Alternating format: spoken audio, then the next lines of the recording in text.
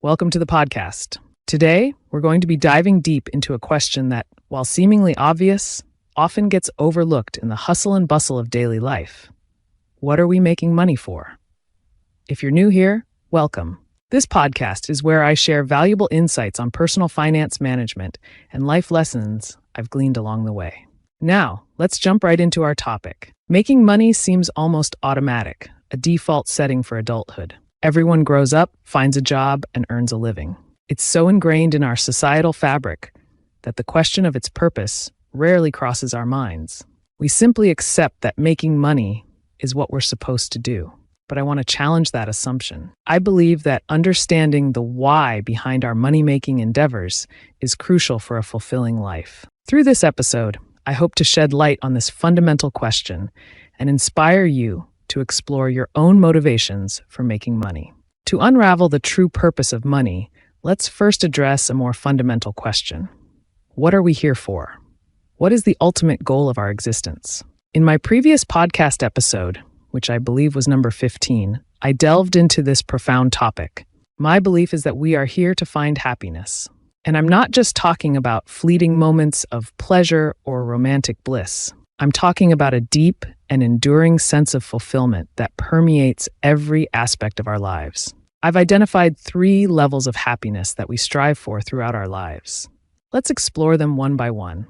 The first level is the happiness of simply existing. This basic level ensures our survival, providing us with food, clothing, shelter, and a sense of security. It's about having a roof over our heads, a warm bed to sleep in, and the means to access essential health care when needed. While this may seem rudimentary, consider that millions around the world struggle to even meet these basic needs. Achieving this first level of happiness puts us ahead of a significant portion of the global population.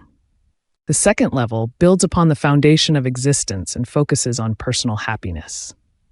This encompasses the joy derived from love, family, friendships, and personal experiences. It's about nurturing meaningful relationships, exploring our passions, pursuing personal growth, and creating memories that enrich our lives. This level is about finding fulfillment within ourselves and our connections with others. The third level of happiness transcends personal satisfaction and extends to the happiness of giving back. This is about leaving a positive impact on the world, contributing to something larger than ourselves, and creating a legacy that extends beyond our own lifespan. It's about making a difference in the lives of others, whether it's through our work, philanthropy, or simply spreading kindness and compassion. It's important to recognize that these levels of happiness are not mutually exclusive. We often navigate through them sequentially, building upon each level to achieve greater fulfillment. It's rare to jump directly to the pursuit of happiness from giving back without first ensuring our basic needs are met and nurturing our personal well-being. Now, where does money fit into this equation?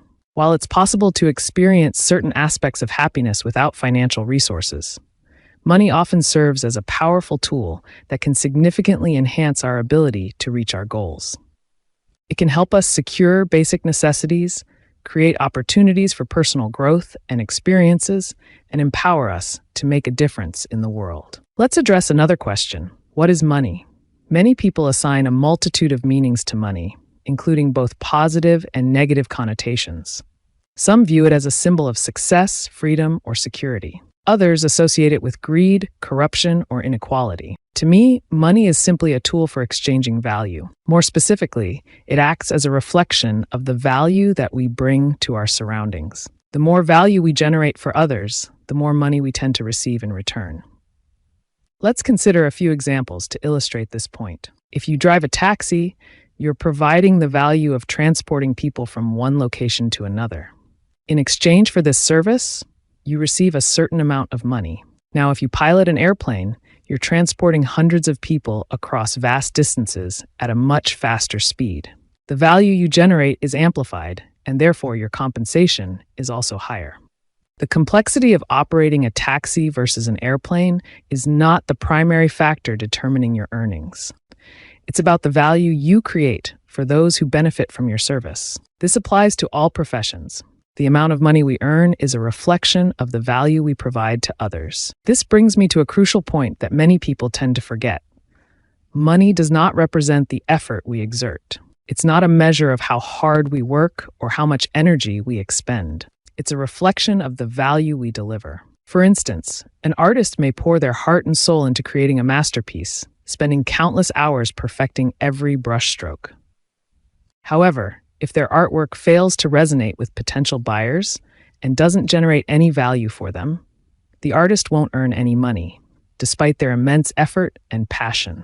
This principle is applicable to individuals and companies alike. If a company invests a significant amount of money in developing a product that doesn't solve a problem or meet a need in the market, it will likely struggle to generate revenue, regardless of the resources invested in its creation.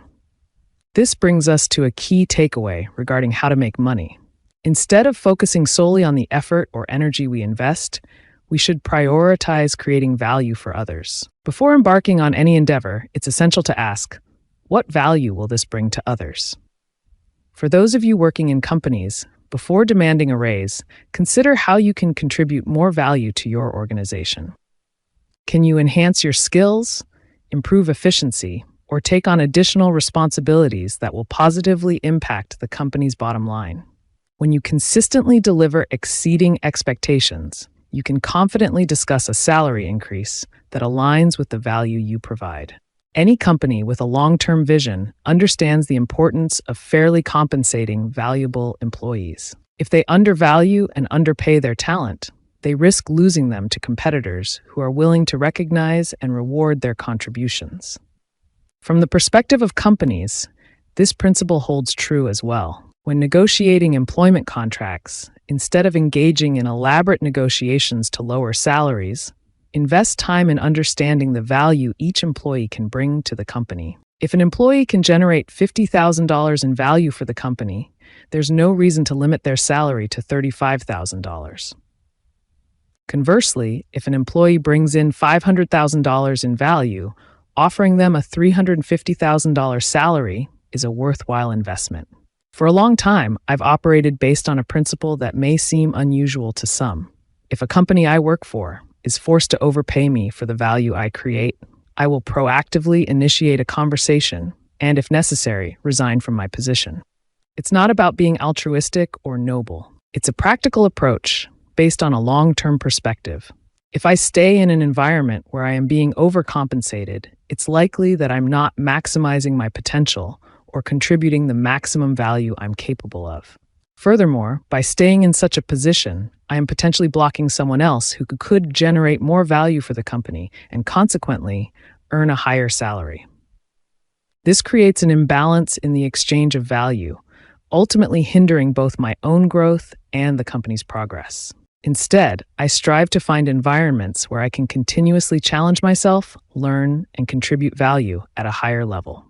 If I discover that I can significantly increase my value in a different company or role, I'm willing to transition and seek compensation that reflects my new level of contribution. There are two common approaches to increasing our earning potential. The first is to provide a small amount of value to a large number of people. This can be seen in the world of content creation, where individuals produce videos, articles, or other forms of content that reach millions of viewers. Each viewer may contribute a small amount of revenue through ad clicks or other means, but collectively, these small contributions can add up to a substantial income. The second approach is to focus on creating a significant amount of value for a select few individuals. My work as a consultant falls under this category. I work with a limited number of company leaders, providing them with high-level strategic advice and guidance that can have a substantial impact on their businesses. This allows me to command higher fees for my services. Of course, the ideal scenario is to create immense value for a vast number of people. If we can achieve this, we'll be in a great position to achieve our financial goals. However, to reach this point, it's crucial to understand the fundamental nature of money and its relationship to value creation. To recap, remember that money is simply a tool for exchanging value. It doesn't reflect the effort or energy we put in, but rather the impact and benefit we bring to others. When we focus on creating value for others, our earning potential naturally increases. Finally, it's essential to strike a balance between making money and enjoying the happiness that it can afford. Some individuals become so consumed with making money that they forget to use it to enhance their lives. They may amass a fortune, but neglect to travel, pursue their passions, or spend quality time with loved ones. They hoard their wealth, forgetting that money is simply a means to an end, not the end itself. The true purpose of money is to enable us to experience the diverse range of happiness life has to offer. It allows us to secure our basic needs, explore personal passions and experiences, and contribute to the world in meaningful ways. I hope this episode has provided you with a deeper understanding of money and its role in pursuing a fulfilling and happy life. If you found this podcast valuable, please share it with your friends and family and subscribe to my channel for more thought-provoking content. Until next time, take care and have a wonderful week ahead.